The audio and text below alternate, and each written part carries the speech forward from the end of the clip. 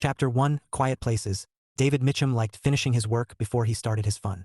It was a habit he'd earned the hard way, over decades of knowing that unfinished business had a way of turning small joys into background noise. So when he pushed the mower in clean, straight lines across his backyard, he did it without hurry but with intent, the same way he'd once run system checks before a deployment. You didn't rush readiness. You respected it. The hum of the mower stopped exactly when the last strip of grass fell into compliance. David shut it down, wiped his hands on his jeans, and stood for a moment with his hands on his hips, surveying the quiet order he'd created. The house behind him was silent. No alarms, no demands, just the steady reward of a life that finally belonged to him. At 46, David wasn't tired of living. He was tired of noise. His home was his quiet place, the one place on earth that didn't ask him to explain himself or justify his choices. He didn't have to be Chief Mitchum here. He didn't have to be steady or strategic or unflappable. He could simply be a man who liked clean counters, early mornings, and knowing exactly where his socks were. He'd earned that. The neighborhood was already waking up for the evening. It was a Saturday, which meant the monthly block party would start in a few hours. David hadn't planned it, he never did, but he'd already accepted the invitation. He'd bring food, as always. He participated the way he liked best, reliably, without commentary. He was about to wheel the mower into the shed when something caught his eye. Across the fence, on the back porch of the house next door, sat Emily Parker's daughter. David didn't know the girl well. 7 years old, freckles, perpetually mismatched socks, but he recognized the posture immediately. Head in her hands, shoulders curled inward, still in a way that meant something was wrong. He'd seen that shape before. He turned his body slightly, careful not to startle her, and watched for a moment. She wasn't wailing. She wasn't even sniffling, just crying quietly, like she was afraid of taking up too much space with her sadness. That settled something in David's chest he hadn't realized was loose. He killed the mower fully, parked it, and went inside without overthinking it. The kitchen was cool and smelled faintly of lemon cleaner. David washed his hands thoroughly, then opened the freezer and scanned the contents. Ice trays, frozen vegetables, a box of popsicles he kept around mostly out of habit. He grabbed one. Popsicles didn't solve problems, but they made problems easier to talk about. David had learned that the summer Michael broke his arm and refused to admit he was scared. David stepped back outside and approached the fence slowly. He stopped a respectful distance away. "Hey, kiddo," he called gently. "You okay?" The girl startled, then looked up. She wiped her face quickly, embarrassed, like she'd been caught doing something wrong. "I'm fine," she said, which told David everything he needed to know. He lifted the popsicle slightly. "I've got grape. Or I can put it back and pretend I never saw you." She hesitated. Popsicles were powerful. Absolute, really. After a beat, she slid off the porch and padded over, sitting cross-legged in the grass by the fence. "Grape's my favorite," she said quietly. "Good choice," David replied, handing it over carefully. "That's the one with the most integrity." She frowned. "What's integrity?" He smiled. "Means it's honest about what it is." She considered that seriously, then unwrapped the popsicle. They sat in silence for a few seconds. David didn't rush it. Silence had its own language. Finally, she said, "My school is having a dance." David nodded. "Okay. It's for dads and daughters." There it was. She kept talking, the words tumbling now that they'd started. "Everyone's supposed to bring their dad, and there's pictures and stuff, and I don't have one, and my mom says it's okay if I don't go, but I don't want to be the only one who doesn't go because then everyone will know," and her voice broke completely. "He doesn't even know me," she cried.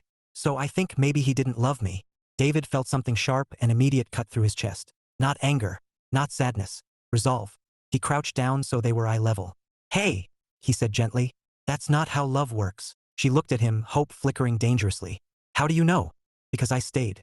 Because I missed birthdays. Because I learned too late what mattered most." Instead, he asked, "When's the dance?" She sniffed. 2 weeks. David didn't hesitate. He didn't weigh pros and cons. He didn't consider appearances. He'd spent 24 years learning how to respond when something mattered. "Well," he said, straightening slightly, "then we've got time." Her eyes widened. "For what?" "For me to help you." She studied his face carefully, as if measuring the truth of him. "Promise." David swallowed. He smiled anyway. "I've got you, kid." She launched herself at him in a sudden hug that knocked the breath out of his lungs. He laughed, surprised, and patted her back gently. "Thank you for the popsicle," she said, already backing away. "I should go inside." She disappeared into the house, leaving David standing by the fence with a faint echo of grape and something far heavier settling into his bones. He didn't wait. David pulled out his phone and dialed his son. Michael answered on the second ring. "Hey, Dad." "Hey," David said. "You coming to the block party tonight?" "Wasn't planning to," Michael replied cautiously. "Why?" "I need a favor." There was a pause. "I'm on my way." David ended the call and looked around his quiet backyard, suddenly aware that something had shifted. Retirement hadn't ended his usefulness. It had just changed the mission. Chapter 2 Promises Are Actions. Michael Mitchum pulled into his father's driveway 10 minutes before the block party was supposed to start, which in David's experience meant something was wrong, or important enough to rearrange a life already running at speed. David was in the kitchen assembling a tray of marinated chicken skewers when he heard the car door close. He didn't rush. He finished lining the skewers, wiped his hands, and stepped onto the porch just as Michael came up the steps. Michael looked good. Tired but good. His hair was a little longer than David liked, his beard more ambition than execution, but there was confidence in the way he moved. Purpose. David felt the familiar, quiet pride rise in his chest. "Hey, Dad," Michael said, then paused. "You okay?" David smiled faintly. "That's my line." Michael followed him inside, glancing around the house like he always did, as if confirming it still existed. They'd developed that habit during the years when David's presence came in stretches and silences. David gestured toward the kitchen table. "Sit." Michael did, folding his hands, waiting. David leaned back against the counter. "I'm going to ask you to do something," he said evenly. "And before you answer, I need you to know I wouldn't ask if it didn't matter." Michael exhaled slowly. "Okay. There's a little girl next door," David continued. 7 years old. Smart. Quiet. Her school is having a father-daughter dance in 2 weeks. Michael's eyebrows knit together. "Dad, she doesn't have one," David said gently. "And she thinks that means she doesn't matter." That landed. Michael's posture shifted, his shoulders tightening. "Jesus. I told her I'd help," David said. "And the simplest solution is usually the right one." Michael stared at him. "You want me to go to the dance with her?" David finished. "As her stand-in." The room went very still. Michael leaned back in his chair, processing. "Dad, I'm not." "I know," David said. "You're not a dad. You're not a hero. You're just present." Michael let out a breath that sounded like a laugh but wasn't. "You don't ask small favors." "No," David agreed. "I don't." Silence stretched between them. David didn't feel it. He'd learned that pressure made choices weaker, not stronger. Finally, Michael asked, "What if I screw it up?" David shrugged. "Then you'll still have shown up." Michael shook his head slowly. "You make it sound easy." "It's not," David said. "But it is simple." Michael studied his father's face, the lines earned by years of sun, stress, and restraint. "You really believe that?" David met his gaze. "I learned it late. I'd rather you didn't." Another pause. Then Michael nodded once. "Okay." Just like that. David felt something loosen in his chest he hadn't realized he'd been holding. "Thank you." Michael waved it off, already deflecting. "It's a dance. I can wear a suit and smile. I've done worse for less noble reasons." David snorted. "Your mother would argue that." Michael smiled, then sobered. "You think this matters?" "I know it does," David said quietly.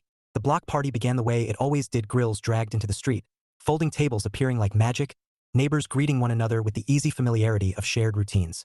David handed off the skewers and accepted a beer he wouldn't finish. He liked holding something. It gave his hands a job. Michael drifted toward the grill with him, exchanging polite nods with men who knew him only as David's son. They talked about work, weather, nothing that mattered. David kept one eye on the house next door. Emily Parker emerged with her daughter just as the sun dipped low enough to soften the light.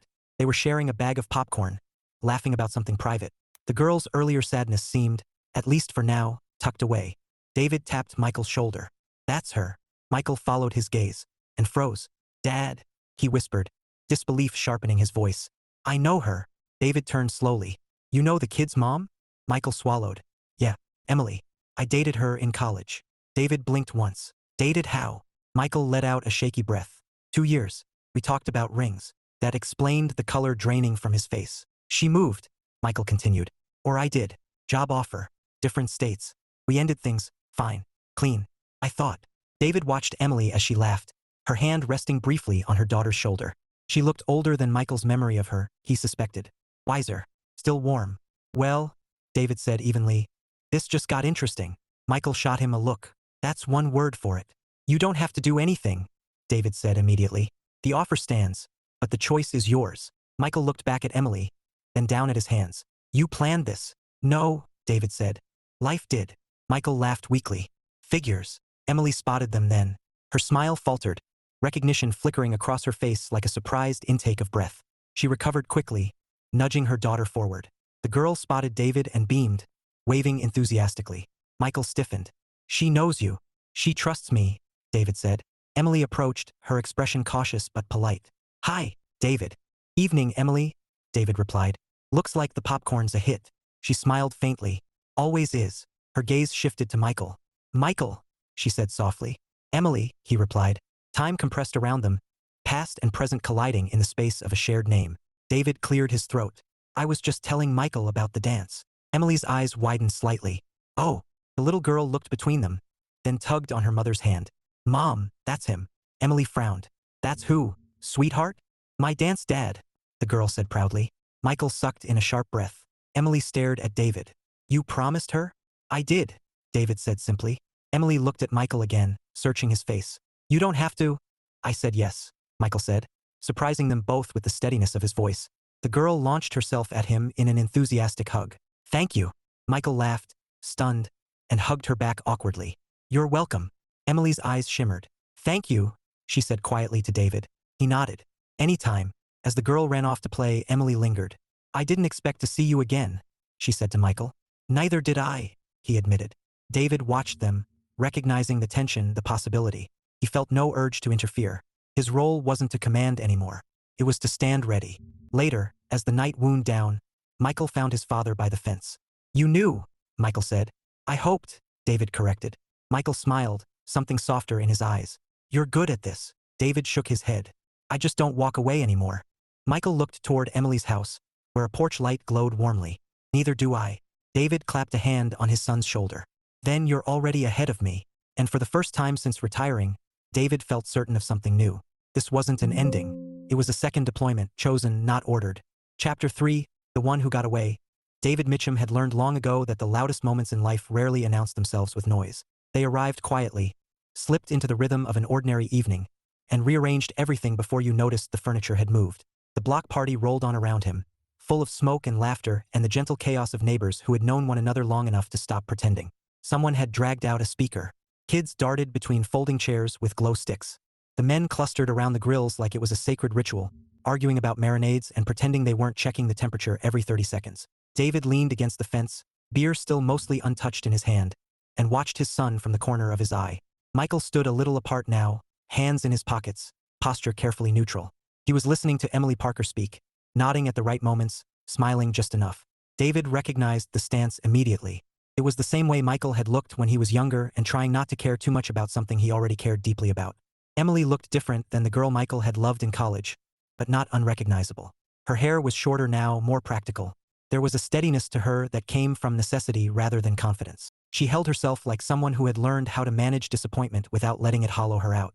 She was laughing at something Michael said, and for just a second, David saw it. The way Michael's shoulders loosened, the way his face softened without permission. David exhaled slowly. This was not a coincidence. It was a convergence. He didn't interrupt them. He'd spent too many years knowing when to step in and when to hold position. This was not his field of fire. Instead, he drifted back toward the grill, accepting a paper plate from one of the neighbors and making small talk. He listened with half an ear, his attention tuned elsewhere, the way it always had been during long watches. Awareness without interference. At some point, the little girl, Lucy, he reminded himself her name was Lucy, reappeared, tugging on Michael's sleeve with absolute confidence. Are you really coming to my dance? She asked, eyes bright. Michael crouched slightly to meet her eye level. I really am. She grinned, then looked at her mother. See?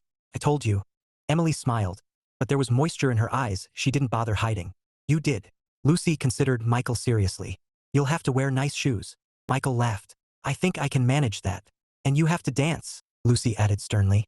Michael glanced at David instinctively, like a man seeking backup. David lifted his beer in a mock toast. No rescue coming, he said. You're on your own. Lucy giggled and ran off again, apparently satisfied. Emily watched her go, then turned back to Michael. You don't owe us this, she said quietly. Michael shook his head. I know. That answer seemed to matter more than the words themselves. They stood there for a moment, the noise of the party filling the space neither of them rushed to close. Finally, Emily said, I didn't tell you. Michael met her gaze. About Lucy? She nodded. I didn't know how, or if I should. By the time I realized, life had already moved on. Michael absorbed that without judgment. David saw it in his face, the way 1,000 questions lined up and waited for orders he didn't give. I'm glad she has you, Michael said instead. Emily's voice wavered. Some days it doesn't feel like enough. Michael glanced toward Lucy, who was now showing another child how to spin a glow stick like a baton. She seems pretty loved. Emily followed his gaze. She is. But love doesn't erase questions. Michael nodded slowly. No, it doesn't. David turned back to the grill, suddenly very interested in the progress of the burgers. He He didn't need to hear the rest to understand it. Later, as the evening thinned and the neighbors began folding chairs and packing leftovers, Michael found his father again. This time, there was no urgency in his steps. Just wait. They stood side by side, watching the last of the kids chase one another down the block. "You okay?" David asked. Michael huffed out a breath. "I don't know." David accepted that answer. "Fair." Michael leaned his elbows on the fence. "I thought I'd buried that part of my life." David glanced at him. "Buried doesn't mean gone." Michael smiled faintly. "You sound like a fortune cookie." "Expensive ones," David replied. "The kind you earn." Michael grew quiet again. "I keep thinking about what might have happened if I'd stayed." David didn't answer immediately. He waited until the thought settled. "Then you wouldn't be who you are now," he said. "And neither would she." Michael frowned. "That's not comforting." "It's not supposed to be," David said. "It's just true." Michael nodded, staring out at the street. "She didn't blame me." David raised an eyebrow. "And that surprised you?" "Yeah," Michael admitted. "I think part of me needed her to. Would have made it simpler." David considered that. "Simple doesn't mean better." Michael snorted. "You really believe that?" "I've lived it," David said. "Bills don't care about love. But love cares about presence." Michael looked at him sharply. "You've been thinking about this a lot." David shrugged. "Retirement gives you time." Michael hesitated. "Mom ever tell you she wanted you to stay?" David's jaw tightened, not painfully, just with memory. "She told me she wanted a different life." Michael nodded slowly. "Do you regret it?" David shook his head. "No. I regret the cost. Not the choice." Michael absorbed that in silence. A moment later, Emily approached, Lucy already yawning against her shoulder. "We're heading in," Emily said. "It's past bedtime." Lucy perked up long enough to wave at David. "Don't forget, 2 weeks." "I won't," David promised. She nodded solemnly, then rested her head again. Emily hesitated. "Michael, could we talk sometime? Before the dance?" Michael met her eyes. "I'd like that." She smiled, relief softening her features. "Me too." As they walked away, Michael let out a breath he'd been holding for years. David watched them go, something like satisfaction warming his chest. "You didn't tell her," Michael said quietly. "No," David replied. "Why not?" David looked at his son. "Because this isn't my story to narrate. It's yours to choose." Michael swallowed. "You really think this could work?" David considered the question carefully. "I think it already is. You're just deciding what to call it." Michael laughed softly. "You're a dangerous man." David smiled. "Only when it matters." They stood there a while longer, the street returning to its usual quiet. David felt the familiar peace of his home settle around him, but now it carried something new. Anticipation. Retirement hadn't stripped him of command. It had refined it.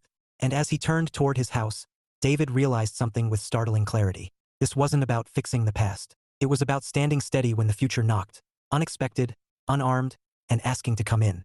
Chapter 4, After Action Reports. The morning after the block party arrived quietly, the way David liked his mornings. Sunlight filtered through the kitchen window at an angle he'd learned to read without looking at a clock. The coffee maker clicked off just as he reached for a mug, muscle memory guiding him through a routine that had outlasted ships, commands, and entire phases of his life. David sat at the small kitchen table with his coffee and let the house remain silent. He didn't turn on the radio. He didn't check his phone. He gave himself the courtesy of stillness. It didn't last. Michael called at 9:13. David answered on the second ring. "You alive?" Michael laughed weakly. "Barely." "Good sign," David said. "Means something's moving." Michael sighed. "I don't know what I'm doing." David leaned back in his chair, gaze drifting to the backyard where the grass still bore the clean lines from yesterday. "That's not a crisis," he said. "That's a condition." There was a pause. "She texted me." David waited. "She thanked me, again, for saying yes, for being decent." David smiled faintly. "Decent's underrated." Michael hesitated. "She asked if we could get coffee, just to talk. No expectations. And I said yes," Michael said quickly, then added, "Was that a mistake?" David considered the question with the seriousness it deserved. "Did you lie to her?" "No." "Did you promise something you can't give?" "No." "Then you didn't make a mistake," David said. "You made a choice." Michael was quiet. David could hear traffic in the background, the low hum of a city that never quite slept. "I'm scared," Michael admitted. David nodded, even though his son couldn't see it. "Of what?" "That I'll want more than she can give. Or that she'll want more than I can give. Or that we'll want the same thing but at the wrong time again." David smiled to himself. "You just described every worthwhile relationship." Michael let out a breath. "You make it sound survivable." "It is," David said. "If you tell the truth and stay present." Michael was silent for a long moment. Then, softly, "You really believe that, don't you?" David stared into his coffee. the dark surface reflecting a man he'd worked hard to become. I believe it enough to live by it. After they hung up, David stayed at the table a while longer. He thought about Emily Parker, about the careful way she'd spoken, the way she'd watched her daughter with a vigilance that came from learning how fast the world could disappoint you. He thought about Lucy, small and fierce and hopeful in a way that had caught him off guard. He also thought about his girlfriend. Claire hadn't been at the block party. She had a conference that weekend, something she'd mentioned in passing, and David had filed away without resentment. Their relationship worked because it didn't demand constant proximity. They chose each other, over and over, or at least David did. He liked Claire. He loved her, if he was being honest. They shared quiet dinners, easy laughter, a physical comfort that came from trust rather than novelty. But there was a distance between them that neither had tried very hard to close. David hadn't pushed. He didn't chase. He'd learned that persuasion had no place in love. Still, as he rinsed his mug and set it in the drying rack, he wondered, not for the first time, whether comfort had become a substitute for clarity. That afternoon, David found himself on his back porch again, tools spread neatly at his feet, as he repaired a loose step he'd been meaning to fix for months. He worked methodically, measuring twice, cutting once, the rhythm grounding him. Emily's back door opened next door. David! He looked up. Emily stood at the fence, Lucy nowhere in sight. She looked tired but composed, like someone who had learned how to carry weight without advertising it. Afternoon, David said, setting the drill down. Everything okay? She nodded. Yes, I wanted to thank you again, for yesterday, and for everything. David wiped his hands on a rag and stood. You don't owe me anything. I know, Emily said, but I still want to say it. David inclined his head, accepting the gratitude without deflecting it. He'd learned that refusing thanks robbed people of the chance to give it. She hesitated, fingers lacing together. Michael seems good. David smiled. He is. I didn't expect to see him again, Emily admitted. And I definitely didn't expect him to show up like that. Neither did he, David said. Emily laughed softly. Lucy hasn't stopped talking about the dance. David chuckled. She's persuasive. Emily's expression softened. She asked me last night if all dads are chosen. David felt something tighten gently in his chest. What did you tell her? That some are, Emily said, and that those are usually the best ones. They stood in companionable silence for a moment, the fence between them more symbolic than necessary. I'm not trying to rush anything, Emily said carefully. With Michael, or with any of this. David nodded. That's wise. But, she continued, I don't want to hide from it either. David met her gaze fully now. Then don't. She smiled, relief flickering across her face. You're very calm about all this. I've had a lot of practice watching things unfold, David said. My job was to keep systems running, not control outcomes. Emily considered that. You raised him well. David felt the weight of that sentence settle deep. He did most of the work. That evening, David sat alone in his living room, the windows open to let in the cooling air. He thought about Michael, stepping cautiously toward something that mattered. He thought about Emily, allowing herself the risk of hope. He thought about Lucy, who had asked for nothing more than to be seen. And then he thought about himself. Retirement hadn't taken his purpose. It had stripped away the excuses that kept him from examining it. David wasn't finished choosing. He picked up his phone and typed a message to Claire. Not dramatic, not urgent. Just honest. When you're back, I'd like to talk. Not because anything's wrong. Because something might be changing. He set the phone down and leaned back, listening to the quiet of his home. For the first time, the silence didn't feel like rest. It felt like preparation. Chapter 5: Dress, Shoes, and Courage. The father-daughter dance took place in a school gym that smelled faintly of floor polish, sugar cookies, and the kind of optimism only children could generate without irony. Streamers hung from the basketball hoops. Someone had transformed the scorer's table into a dessert station.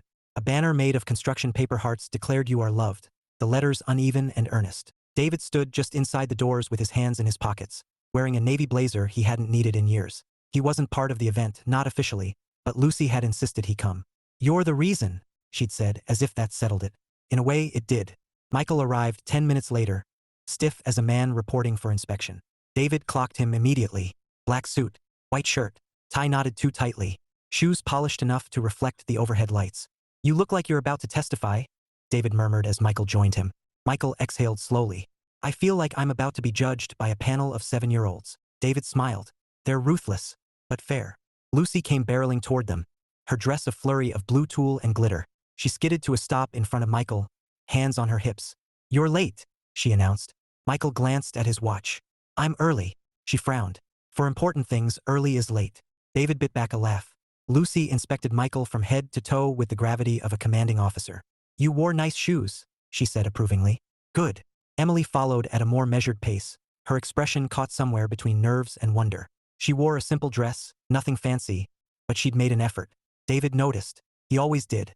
"Hi," Emily said, her voice soft. Michael straightened instinctively. "Hi." Lucy grabbed Michael's hand without ceremony. "Come on. We have to sign in."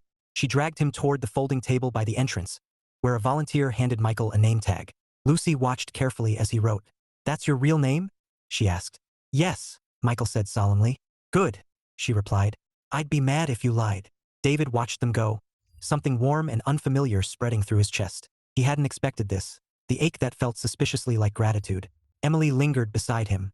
"She's been talking about tonight all week." "I believe it," David said. "She planned my outfit too." Emily smiled. "She has strong opinions. She knows what she wants," David said. "That's a good thing." Emily glanced toward the dance floor, where Lucy was already tugging Michael into position. "You really didn't have to do this." David met her gaze. "Yes, I did." The music started, something upbeat and unapologetically cheesy. Lucy took command immediately, instructing Michael where to stand, when to spin, when to clap. Michael followed orders without complaint. David watched his son stumble, recover, and then slowly relax. His shoulders dropped. His smile stopped being polite and became real. He laughed when Lucy missed a step and laughed harder when she corrected him. Emily watched, her hand pressed lightly to her mouth. "He's good with her," she said, wonder threading her voice. "He always was," David replied. Emily looked at him then. Really looked. "You raised him." David shook his head. "I showed up when I could." He filled in the rest. Emily's eyes softened. "That still matters." They stood together as the night unfolded. Photos, dancing, cookies eaten with abandon. At one point, Lucy dragged Emily onto the dance floor too, wedging herself triumphantly between Michael and her mother. "You both have to," she insisted. "It's the rules." Michael laughed. "I don't remember agreeing to this." Lucy grinned. "You promised." David felt something tighten gently behind his ribs. Promises were actions. He'd said that once. He'd lived it too. Later, Lucy disappeared briefly with her friends, leaving Michael and Emily standing awkwardly near the bleachers. "This is not what I expected," Michael admitted. Emily smiled faintly. "Me neither. I meant being here," he added quickly. "With you." "With her." Emily nodded. "I know." They stood in silence, the noise of the gym filling the space neither rushed to close. "I should say this," Michael said finally, "and I don't want it to be weird." Emily lifted an eyebrow. "Good luck with that." Michael huffed out a breath. "I'm not here because of history. I'm here because Lucy deserves someone who shows up. And because I wanted to." Emily studied his face carefully. "Thank you." "For both," he added. Her voice wavered just slightly. "That means more than you know." David turned away discreetly, giving them privacy. He leaned against the wall, arms crossed, eyes scanning the room the way he always had, watchful, protective, but no longer responsible for every outcome. Lucy returned, breathless and glowing. She skidded to a stop in front of David and wrapped her arms around his waist without warning. "Did you see?" she asked, muffled against his jacket. "I did," David said, his voice rougher than he intended. "You were amazing." She pulled back, eyes serious. "I wasn't scared." David crouched to her level. "That's because you weren't alone." She considered that. Then she smiled and ran back to the dance floor. As the night wound down, Lucy posed for photos with Michael, her arms slung confidently around his waist. Emily stood close, her hand occasionally brushing his arm without either of them acknowledging it. David watched it all with quiet satisfaction. When it was time to leave, Lucy hugged Michael fiercely. "You did good," she said. Michael laughed. "High praise." She turned to David next and hugged him just as tightly. "You're my favorite grown-up," she declared. David smiled. "Don't tell the others." As they walked out into the cool night air, Emily paused beside David. "You gave her something tonight," she said softly. David shook his head. "She already had it. I just reminded her." Emily hesitated, then reached out and squeezed his hand briefly. "Thank you." David watched them walk to their car, Lucy bouncing, Michael steady at her side, Emily caught between past and possibility. He stood alone in the parking lot for a moment longer, the echo of music still ringing faintly in his ears. He'd faced down far worse than a school gym full of streamers. But watching his son step into something meaningful, choosing presence over fear, that felt like a different kind of victory. One he hadn't known to plan for. And as David turned toward home, he realized something else, too. Courage didn't always look like sacrifice. Sometimes it looked like dress shoes, a too-tight tie, and the decision to stay on the dance floor even when the music changed. Chapter 6, Second Chances Require Consent. The week after the dance passed more slowly than David expected. Not because anything went wrong, but because everything was changing quietly without asking permission. Michael came by twice. Not with emergencies. Not with questions. Just presence. He sat at the kitchen counter while David cooked, offered opinions he wasn't asked for, drank coffee he didn't need. The kind of visits that said more than explanations ever could. On the third evening, David finally asked, "You seeing her again?" Michael didn't pretend not to know who he meant. "Yeah. How is it?" Michael smiled faintly. "Careful." David nodded. "Good." Michael leaned back against the counter. "She's different. So are you." Michael glanced at him. "You think that's enough?" David set the knife down, turned fully toward his son. "Enough is decided by the people involved, not by the past." Michael absorbed that, then said, "She's afraid." David smiled gently. "So are you." Michael laughed quietly. "You always do that." "Do what?" "Make fear sound manageable." "It is," David said, "as long as no one tries to outrun it." Michael nodded. "She told me she doesn't want to repeat old mistakes." David raised an eyebrow. "Do you?" "No," Michael said immediately. Then, after a beat, "But I also don't want to punish the present for something that didn't survive the past." David felt a swell of pride that surprised him in its intensity. "That's a good line." Michael smirked. "I've been talking to you too much." David chuckled. Occupational hazard. After Michael left, David sat alone in his living room, the quiet settling differently than it used to. Not emptier, just expectant. Claire called that night. Her voice was warm, familiar. "I'm back." "Welcome home," David said. She hesitated. "You said you wanted to talk." "I do," David replied evenly. "Not tonight if you're tired, but soon." "I'm not tired," she said. "I'm just curious." David considered his words carefully. He owed her honesty, not drama. "Something's shifted," he said. "In me." Claire was silent for a moment. "That doesn't sound like nothing." "It's not," David agreed. "It's not about you doing something wrong, or me wanting something different from you specifically. Just something different," she said. "Clarity," David said, "about where I'm going, and who's walking with me." Claire exhaled slowly. "I wondered when that conversation would come." David closed his eyes briefly. "Did you?" "Yes," she said, "because I've been avoiding it." That landed heavier than accusation ever could. They met 2 days later for coffee. Neutral ground. No expectations. David liked it that way. Claire looked at him across the small table, her expression thoughtful rather than defensive. "You want more," she said. "I want intentional," David replied. "I don't need a timeline, or cohabitation, or a performance of commitment. I just don't want ambiguity to be mistaken for peace." Claire nodded slowly. "I don't think I can give you that." David didn't flinch. "Thank you for telling me." She reached across the table and squeezed his hand. "I love you." David squeezed back. "I know." They parted without bitterness, without theatrics. Two adults choosing truth over comfort. That evening, David stood in his backyard again, watching the sky soften into dusk. Lucy's laughter drifted over the fence as she chased something imaginary with fierce determination.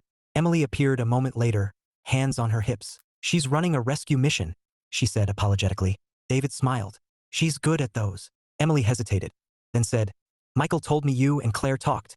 David nodded. "We did. I hope I didn't." "No," David said gently. "You didn't cause anything. You clarified something." Emily studied him carefully. "You're okay." David met her gaze. "I'm aligned." She smiled, a quiet, understanding smile. "That's rare." Lucy suddenly skidded to a stop between them, eyes bright. "I have a question." David braced instinctively. "All right." Lucy pointed between David's house and hers. "If my mom marries your son, does that make you my grandpa?" Time stopped. David had faced combat zones, emergency landings, and decisions that carried real consequences. None of them prepared him for that. Emily froze. "Lucy." David laughed before anyone could recover. Not nervously, not awkwardly, just honestly. "I think," he said carefully, "that would depend on what everyone chooses." Lucy grinned. "I choose yes." She wrapped her arms around him in an enthusiastic hug and ran off before anyone could respond. Emily covered her face. "I am so sorry." David smiled, something full and steady blooming in his chest. "Don't be." Emily looked at him. "You're not scared." David shook his head. "No, I'm surprised." She smiled softly. "In a good way?" David looked toward his quiet home, then back at the woman standing on the other side of his fence, at the future knocking without force or demand. "Yes," he said, "in the best way." And for the first time since he'd hung up his uniform, David Mitchum didn't just feel open to what came next. He felt ready. Chapter 7 New Definitions. David Mitchum had always believed that clarity brought peace. He'd built an entire career around that principle. Define the problem, understand the environment, act with purpose. Ambiguity got people hurt. Certainty kept systems running. Lives, sometimes. What he hadn't expected was that clarity, at this stage of his life, would feel less like a conclusion and more like an invitation. The days after Lucy's question unfolded gently, without drama. Michael and Emily didn't suddenly transform into a picture-perfect couple. They talked, slowly, carefully, over coffee that went cold because neither noticed, over walks that ended at playgrounds and park benches instead of front doors. David watched from a respectful distance. Michael told him about the conversations without being prompted, about Emily's boundaries, about her fear of building a life that might fracture again, about Lucy's questions which were direct and impossible to dodge. She asked me if I was going to disappear, Michael said one evening, sitting at David's kitchen table, fingers wrapped around a mug he hadn't touched. Just like that. David didn't interrupt. I told her no, Michael continued, and then I realized I couldn't say it unless I meant it. David nodded once. Good. Michael frowned. That's it? No warning? No checklist? David smiled. You already ran the checklist. That's why it scared you. Michael laughed softly, then sobered. I want to do this right. David met his gaze. Then keep choosing it. That's all right ever is. Meanwhile, David's own life had shifted into a quieter, sharper focus. Claire was gone now. Not vanished, not erased, just properly placed in the past where she belonged. David missed her in the way one missed a familiar song you no longer played. There was affection there. Gratitude. No regret. What surprised him was how much space that left behind. He didn't rush to fill it.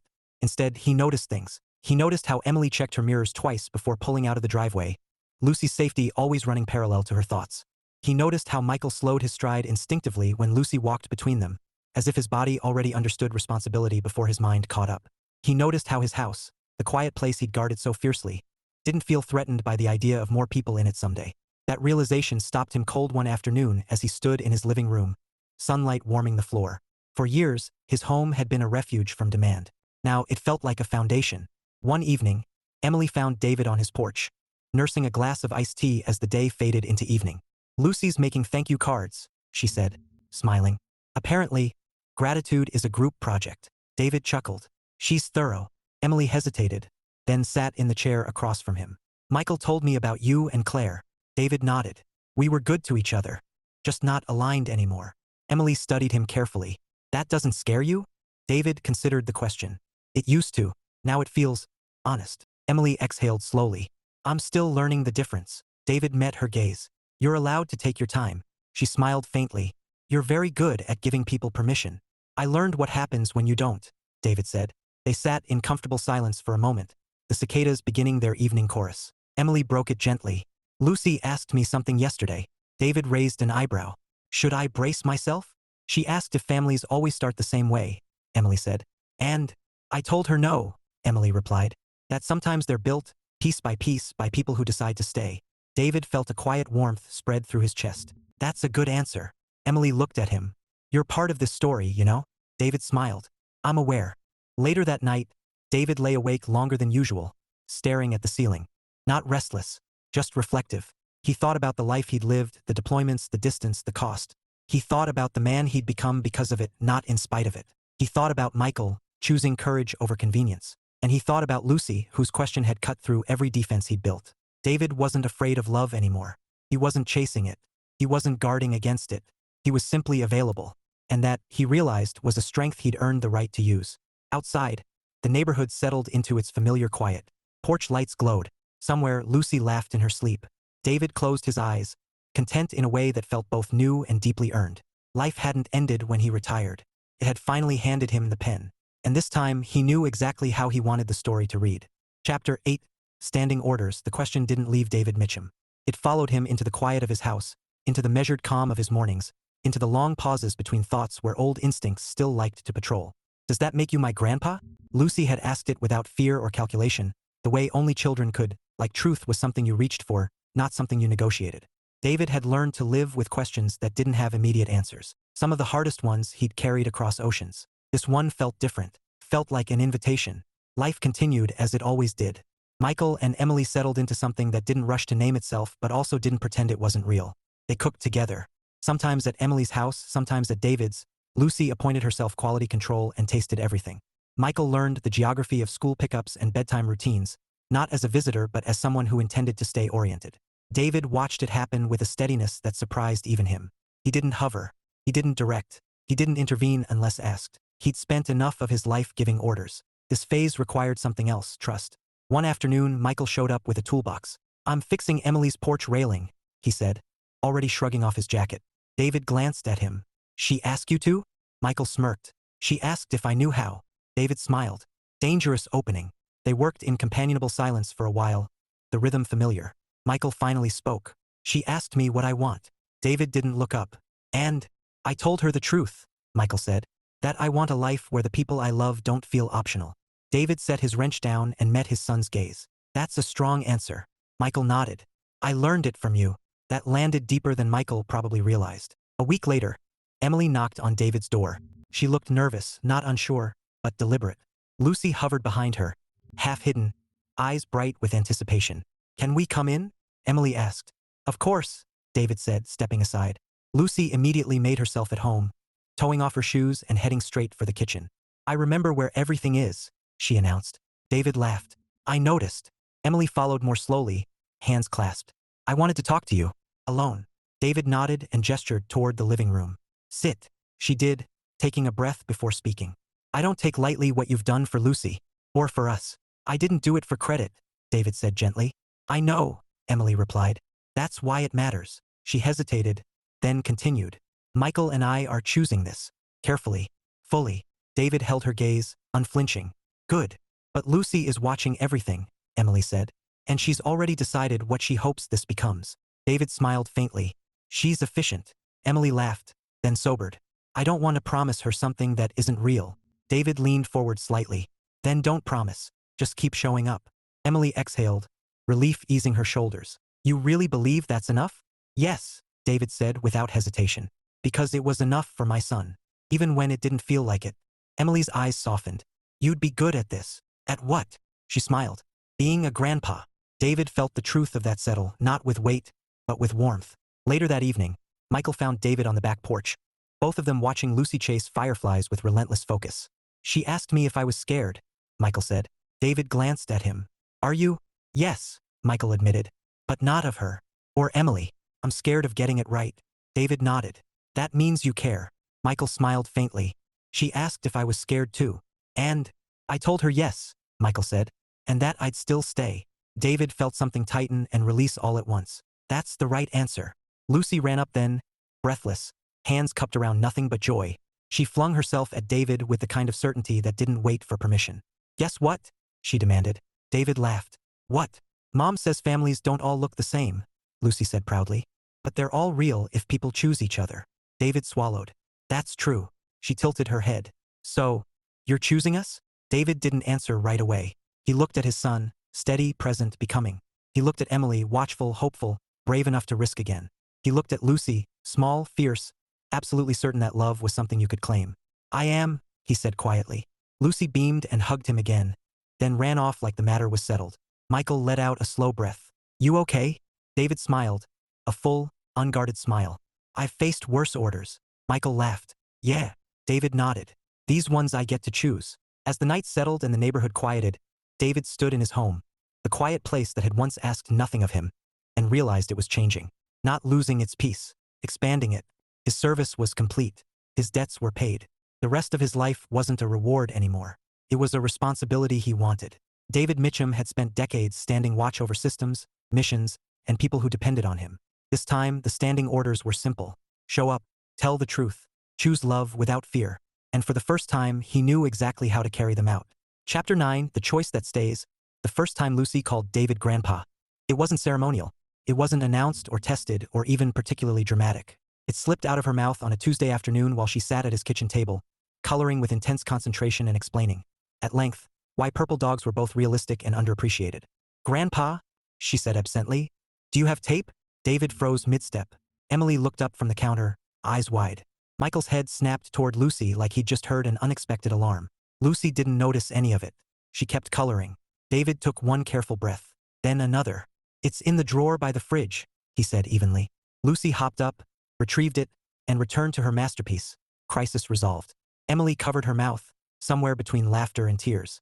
Michael stared at his father, equal parts apology and awe. David met his son's gaze and shrugged slightly, as if to say we're still upright. Later, when Lucy was outside and Emily was on the phone, Michael leaned against the counter and said quietly, You okay? David nodded. Yeah. You don't have to be, Michael added. We didn't tell her to. I know, David said gently. And that's why it matters. Michael studied him. You're really in this. David considered the question, not because he doubted the answer, but because he respected it. Yes, he said simply. That night, after the house had settled and Lucy had been tucked in next door, Emily came over alone. David poured tea. No alcohol. This wasn't a night for blur. They sat on the porch, the cicadas loud enough to carry the silence when words weren't ready yet. She didn't mean to put pressure on you, Emily said quietly. She didn't, David replied. She named something she already felt. Emily looked down at her hands. That scares me sometimes. Me too, David admitted. But not because it's wrong. Emily glanced up. Why then? Because it's real, David said. And real things deserve care. Emily nodded slowly. I've spent years protecting Lucy from disappointment. David met her eyes. And now I'm trying to protect her from never being chosen, Emily said. David felt that land deep and true. You're doing a good job. Emily's voice wavered. I don't want to build something fragile. Then don't, David said. Build something honest. She smiled faintly. You make it sound so simple. It is, he said. It's just not easy. A few weeks later, the neighborhood hosted another block party. This time, Lucy helped plan it. She assigned David grill duty with authority. She insisted Michael bring a dessert. She declared Emily in charge of music and informed everyone within earshot that families came in many shapes and that this one worked just fine. The neighbors accepted this without debate. David stood by the grill as usual, spatula in hand, watching the street fill with laughter and light. Michael stood nearby, relaxed now, Lucy weaving in and out of his legs like she'd always belonged there. Emily caught David's eye from across the yard and smiled. It wasn't a look of uncertainty. It was a look of partnership. Later, as the night wound down and chairs were folded away, Lucy climbed into David's lap without asking and leaned her head against his chest. You stay, she murmured sleepily. David wrapped an arm around her automatically. I'm not going anywhere. She nodded, satisfied, and drifted off. Michael watched them, something shining in his eyes. You know, he said quietly, I used to think retirement meant you were done. David smiled. So did I. Michael gestured to Lucy, to Emily, to the warm, imperfect life forming around them. Guess not. No, David agreed. Turns out it just meant I finally had the freedom to choose. As the night settled and the house grew quiet again, David carried Lucy next door and tucked her into bed. Emily watching from the doorway with gratitude, she didn't try to hide. When he returned home, David stood for a moment in the center of his living room. The quiet place. It still didn't ask anything of him. But now, if he listened closely, it welcomed more. David Mitchum had served his country, raised his son, honored his commitments. The rest of his life wasn't a question mark anymore. It was a standing order he'd accepted willingly. And this time, the mission was simple. Stay present. Choose love. Build what lasts. He turned off the light, smiling to himself, already certain. Some choices didn't end. They stayed.